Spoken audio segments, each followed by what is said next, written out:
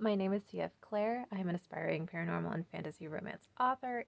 This is the 8th day of December, and I am about to start writing chapter 2 of my current work in progress.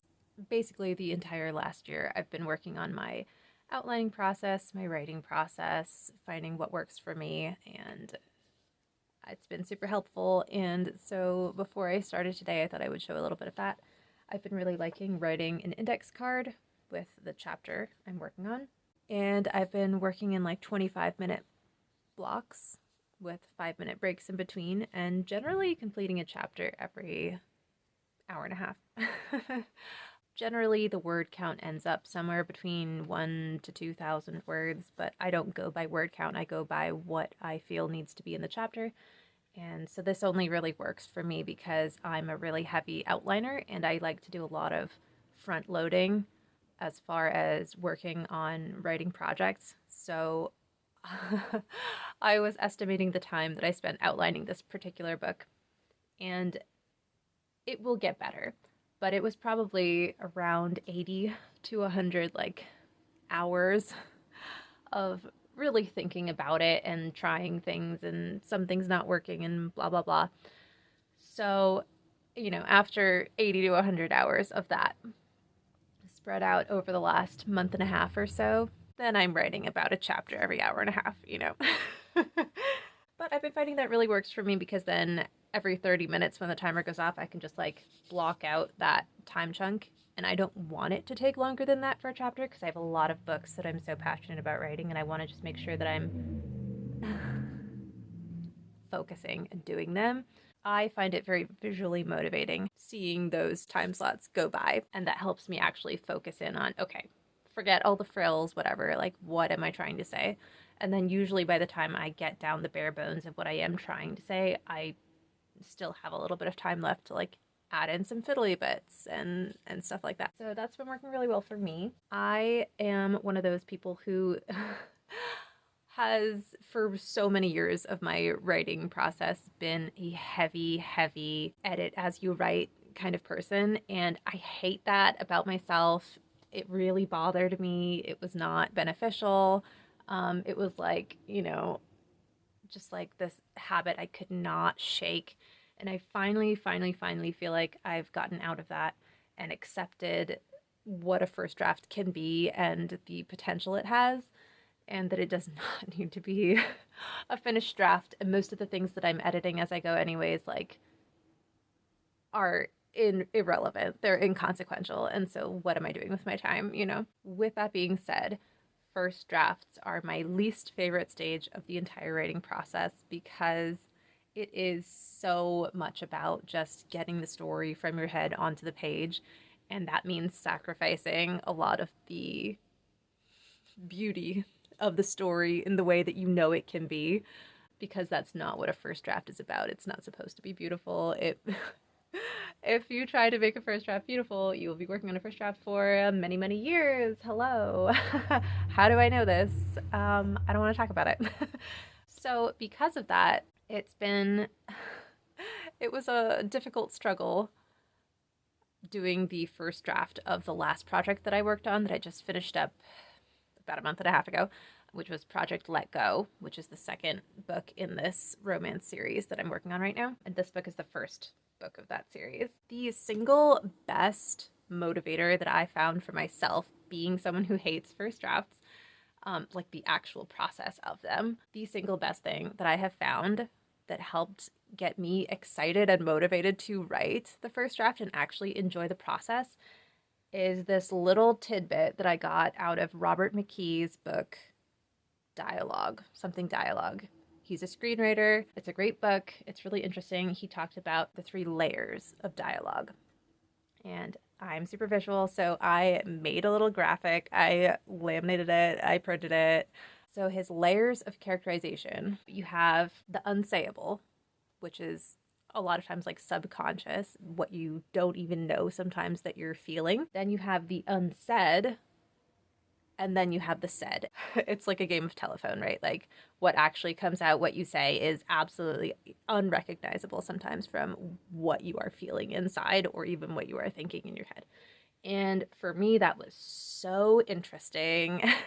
And it opened up so much more creativity in terms of the first draft, because then it's not just this like, I don't know, for me it was like kind of a slog of just like getting the words onto the page. And it opened up the door of being like, okay, if I as a writer do know what each of the main characters in the scene are feeling, because usually I only have two characters in a scene that are actually like driving the scene forward.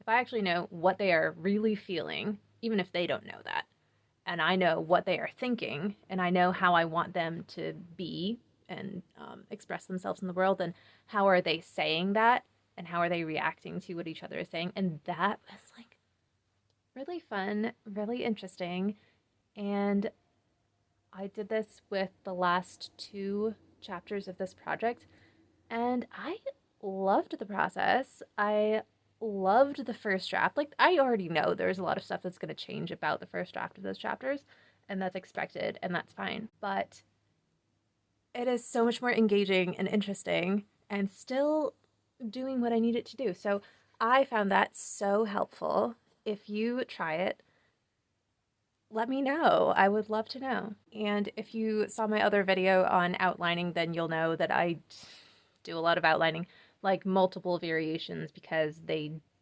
help my brain in different ways.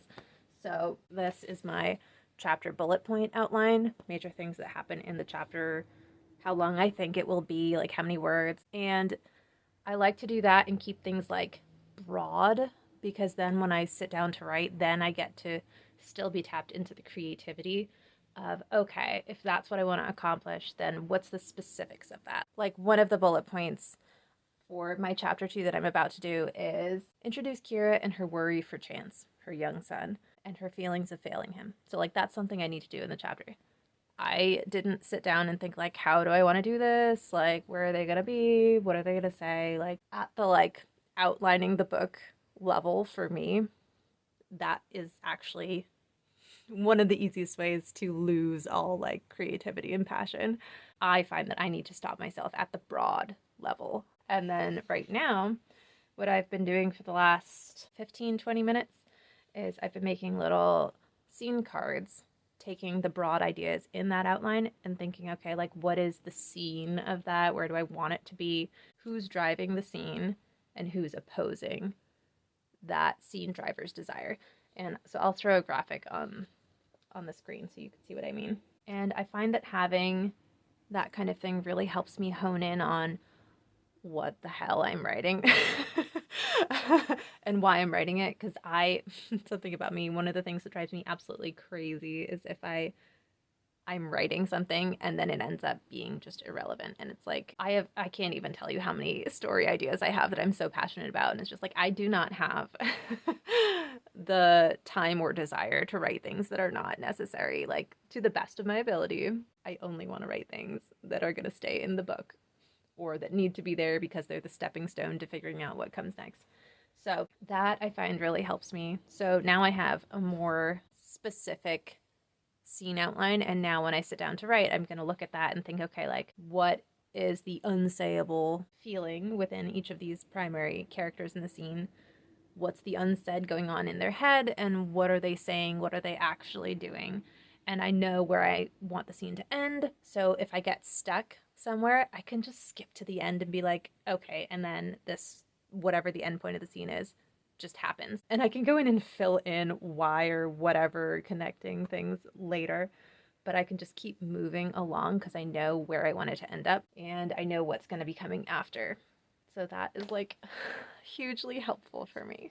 One other thing that I wanted to point out about these, because I think it's super fun, is so this book is, according to the definition of the way John Truby defines the crime genre, it is also a crime book. It is at its heart a paranormal romance. It's fun, it's zippy, it's like the banter you want. It's focused on the romance. You would not read it and be like, oh, this is like a crime book. So like, people who like crime, if they read this book, would be like, this is not a crime book, this is a romance. And it's not supposed to be a crime book. But one of the main themes and some of the beats that John Truby talks about in the crime genre are applicable in this story, because one of the main themes is justice and the moral accounting for actions that have happened in the past. And so that's like hugely relevant to the themes of the book and the character arcs and the plot.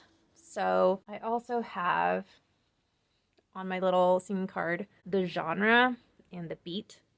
So most of the beats are going to be the romance beats, and I use a lot of the terminology from Gwen Hayes' Romancing the Beat. So the majority of scenes have to do with beats from the romance genre, but some of them are crime beats. So at one point there'll be a beat that introduces what the crime is. There'll be a beat about discovering who committed the crime, etc., etc. And I'm also using it to keep track of where my subplots are, because there are a couple of subplots. And so I want to make sure that I have the introduction to the subplot and developments, and tying back to what I said about really not wanting to have irrelevant stuff in the book, it will help me identify a little bit easier where I am hitting the same beat again, rather than progressing to whatever the next beat in that subplot or main genre beat, whatever it is. So, and I know that's too much for a lot of people, but I love watching people's videos on what they do. So here's what I'm doing. I didn't do it in my last project. I'm going to see how it goes, and I'm excited about it for now anyways. So it's the 11th of December, and I started drafting this book for real 4 days ago. 2, 3, 4. Yeah, so this is the 5th day I've been drafting. I'm on chapter 5, and I say I started it for real because I wrote the very short prologue sometime in November. But I'm 5 chapters in. I've been doing almost a chapter every day. I have projected that I think I can finish the first draft of this by, I think it was like January 31st, something like that. And that's assuming that I write a chapter every weekday and I have the weekends off.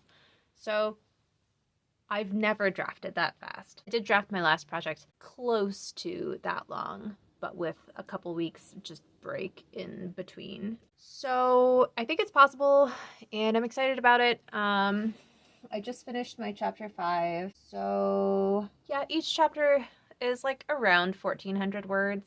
And these are like short chapters. The overall end word count of the final draft is, I think, I'm hoping to have it be about 75,000 words. I prefer to keep things shorter when it's just romance as the main genre. When books in the romance genre get a little longer, it's just a lot easier to sort of stay too long on certain beats, and the pacing sometimes feels very slow. That's my experience as a reader. So I'm just trying to keep it around 75 to 80,000 words. We'll see how it goes. But in the first draft, like, I vastly prefer to underwrite than to overwrite, as I have mentioned in some other videos. So, I mean, I imagine there's no way to actually write everything without it being at least 50,000 words, but for this first draft, that's basically the goal, is just like 50,000 words. The way it tends to play out, though, is that I actually get quite close to what my end word goal is, even in the first draft, just through the process of what I am putting on the page. And a lot of stuff gets taken out. A lot of things get condensed. And then, of course, some things get added in. And somewhere, it all just sort of evens out. So for the whole project at the moment, the brief prologue and the 5 chapters come to 10,954 words. I don't know, that seems like a lot. Oh, you know what? Because also it's basically 6 chapters in a prologue that covers that. Because I think I wrote like half of another chapter somewhere, like chapter 8 or something. I don't know. I just had the bits in my head and I was like, I have to type this out. The entire book, I believe, is 36 chapters, as well as a very short epilogue. But it's going well, so I'm happy about that. I anticipated it would be going well for at least the first quarter, probably the first 2 quarters, because that's what I have the most experience writing in every single project. And I expect to feel very differently about it in the third and fourth quarter. So we will see. Hopefully, hopefully it won't go too crazy. I feel like I'm in the best spot I've ever been as far as approaching my writing and my process and everything that I feel I need to do. But I have like almost no experience writing third and fourth quarters, so we shall see, shan't we? It's December 13th. Yesterday, I was really tired and I was working on chapter 6, and I was just having a really hard time getting my brain to function. And so when I was looking at my broad chapter outline and thinking like how I would actually make that stuff happen, I didn't make my little card and it showed. And this morning when I looked at what I had written yesterday, I was just like, I don't think that's true to what's going on for these characters. I don't think they would be saying that, and I don't think they would end up at the conclusion at the end of that conversation the way that I had written it. And most of the chapter, what needs to happen is this certain conversation between two characters. And at the end of that conversation, we're supposed to have the love interest be emotionally in this different space. And it just like, he wasn't there. It wasn't happening. It wasn't working. So despite not wanting to write things that don't end up in the book, I did like delete that because there's no point keeping it if it's not actually driving the story forward. It was kind of just stalling out for 700 words. And that just, we don't need that. I put it in a different file, and so I didn't get rid of it. I just moved it out of the actual manuscript. That's kind of what I mean when I say, like, I don't want to write things that are irrelevant, and so that's why I need to have an outline. Yet, I wouldn't call all the work I did and those 700 words, like, they were still useful, because it made me realize that I really, really do like doing this. So even when I had a day where I had low energy and didn't want to do it and tried doing it without this tool, that didn't work. And so it was useful that it showed me that no, like I actually do really well with this tool, so I should be using it more. I would view that as a stepping stone and not like an annoyance, like it's fine, that's gonna happen. I'm sure it'll happen a lot more. I bet it'll probably happen really often in the third and fourth quarters. Anyways, I just want to say, like, my whole thing, I feel like, is I like to really outline so I know what I'm doing, and then I want to write quickly, but like that doesn't always work.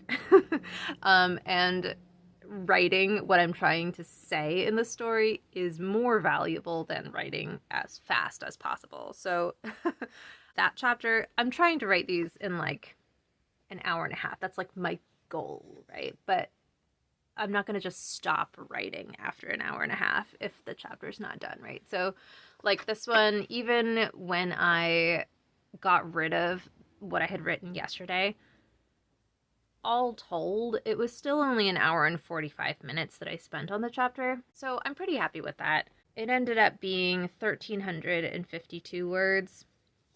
And I don't write description very much when I'm writing first draft. Description like really slows me down and trips me up, and like I'm not good at visualizing things in my head, so I'm very slow to sort of work through the way things look and then put that to words. So I'm much better at using dialogue as the main tool of telling the story, and descriptions is a lot of stuff that I add in during revising after getting the story on the page, So when I say I wrote like 1,352 words, like it's mostly dialogue most of the time. And so a lot of that will get condensed and changed and, whatever. So it's December 17th. I was hoping to be on chapter 9, but life has not cooperated, unfortunately. So I am about to start writing chapter 7 today.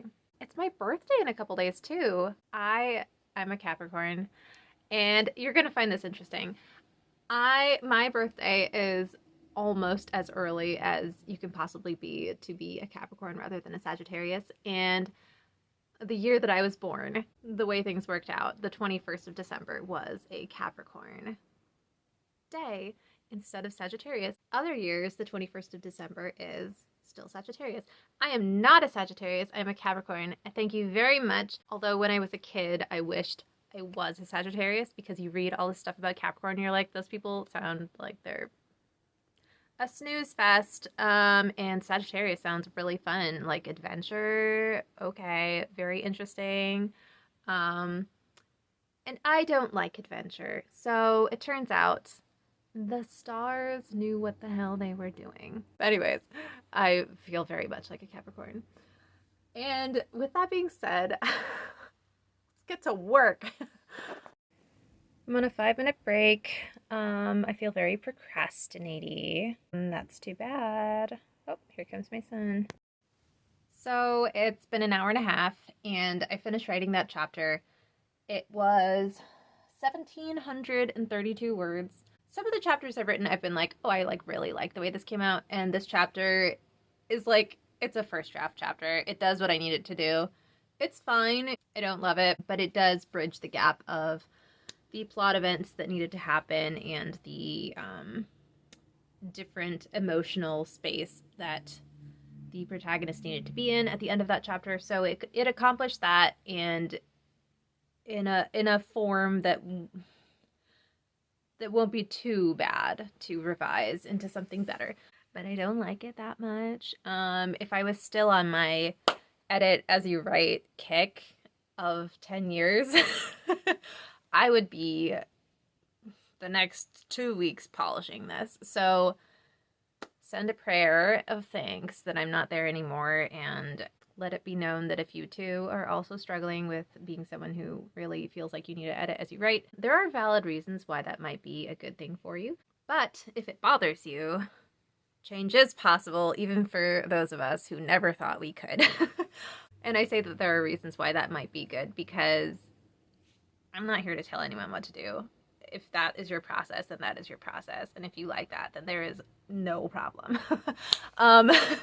And I learned from editing my work so heavily for so many years that I'm capable of achieving like the writing quality that I want to be writing at. So there's definite value to it. But if you are in the stage where you're like, I need to just keep moving along and know that I'll get to that higher level like once the entire story is complete, there is value in that too. There's one more chapter left in the first quarter.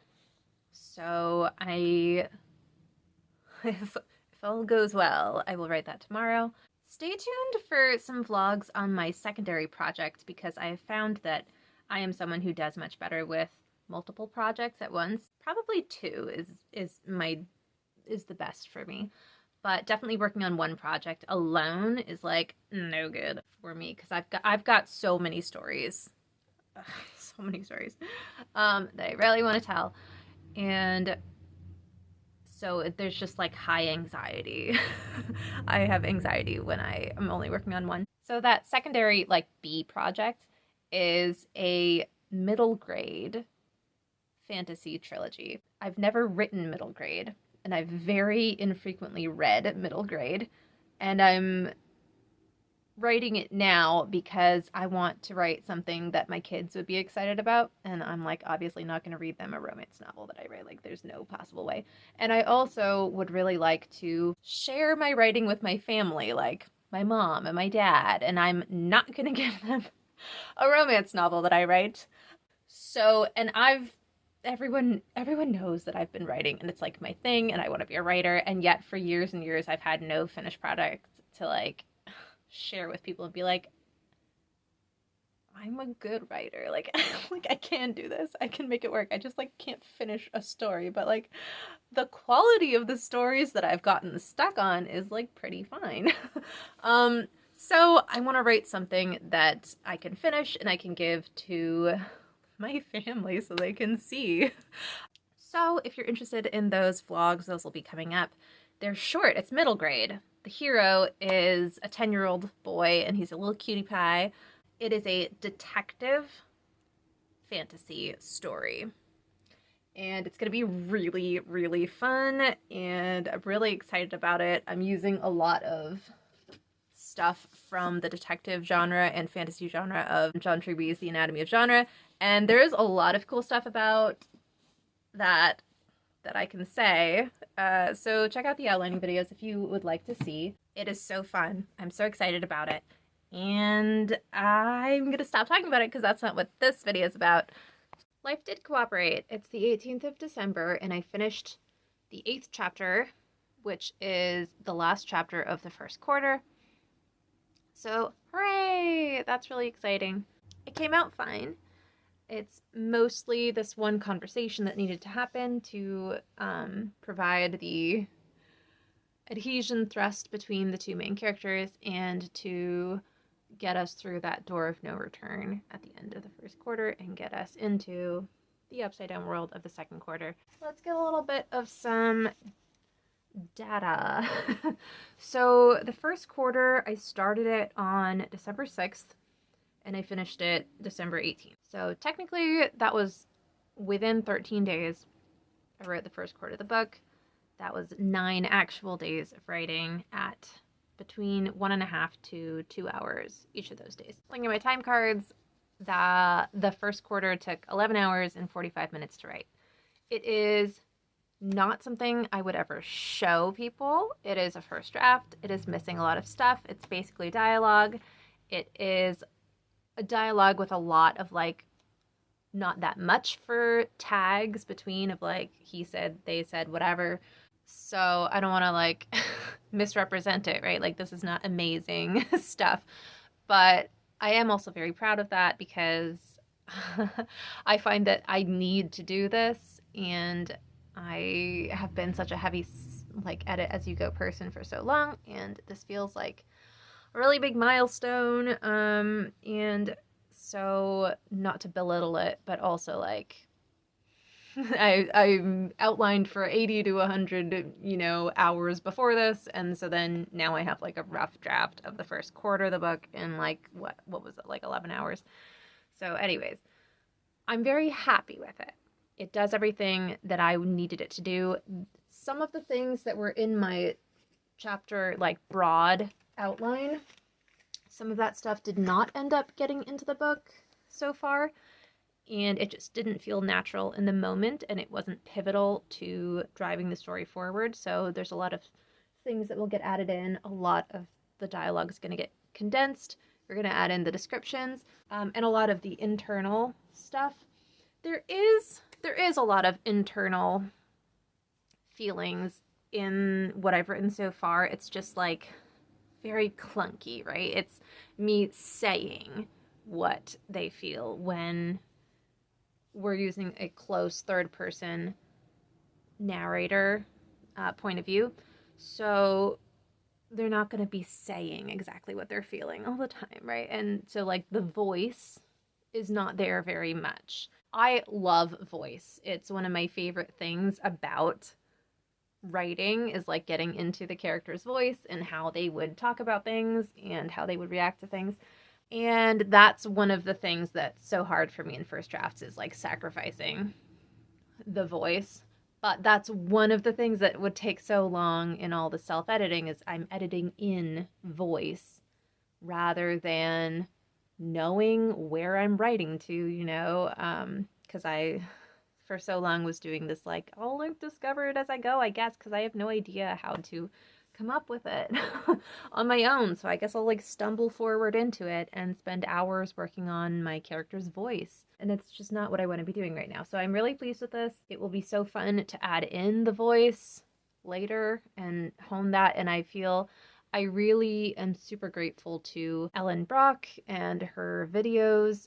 She has one specifically on methodological plotters and some tips and tricks that she has for them. And I identify myself as a very much methodological plotter, and one of the things she says is not to worry about voice in the first draft, and that's something that comes through a lot more on successive drafts. And so I'm taking that to heart, and I feel that is true, and so I'm very grateful to her for all of the videos she does.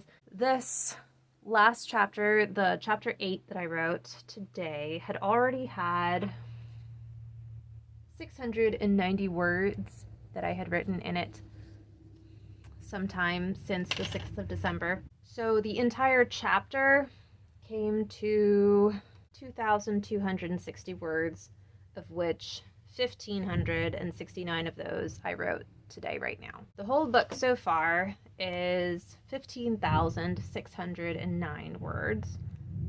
And for the end goal of my final book's word count, that would mean that each quarter would be preferably about 17,500 words.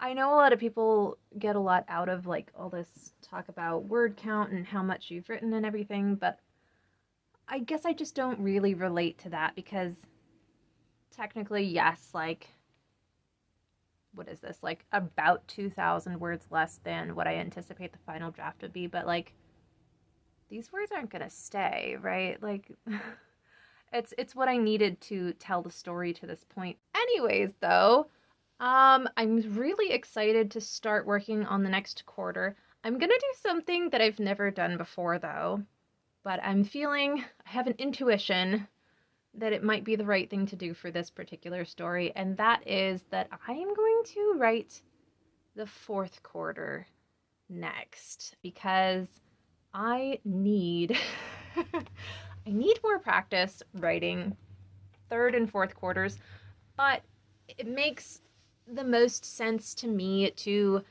go from the beginning of the story and like setting up where I know I want the characters to be, and then go to the end and write where I want them to end up and how I want everything to tie together. Because I found in the last project that I worked on, after the midpoint, even though I had like a chapter outline, which had its flaws because I was not quite where I am now in terms of understanding what I need when I'm sitting down to write first drafts, but whatever. I found that I really, really struggled bringing the midpoint through to the end because I knew where I wanted that story to end up, and I like could not. I was very dissatisfied with how to bridge those two gaps. So I'm hoping that it will be a good learning experience to write out the ending very solidly and then go back. And this is very unusual for me. I'm absolutely a chronological writer and have been for so long, and I don't think I ever before this could possibly have done this. But it's feeling like it might be the right decision. And I only feel like I could do this because I have that chapter outline and I have done so much premise work and outlining and thinking about how I want things to go. And things change as you write, obviously, and that's good because anything that changes, if you've thought about what you want to do and then as you're writing, you're like, actually I want to do this other thing. That's good, right? Like there's no possible way to think that that's bad because it means that you came up with something better. Like no one's gonna be like, oh, I'm not gonna do this because I'm gonna do something that I think is like worse. Like, no. The next video in this project will be the fourth quarter, how that's going, and I'll have another video out soon about my B project, Project Conjurer, the middle grade fantasy, detective, myth story. I'll also have a video on 2025 goals and other writing projects throughout the year. And I'm using the HB90 method, Sarah Cannon's method, and I've been doing that for the past couple weeks and I love it. Spoiler, hi, I love it. It's so great. Thanks, Sarah. Yeah, a lot of things coming. I don't know when. I'm not doing a schedule. It'll come out when it comes out. You'll see it. All right, well, I hope everything's going well for you guys. Happy writing, and I hope you have a great new year. And I'll see you in the new year.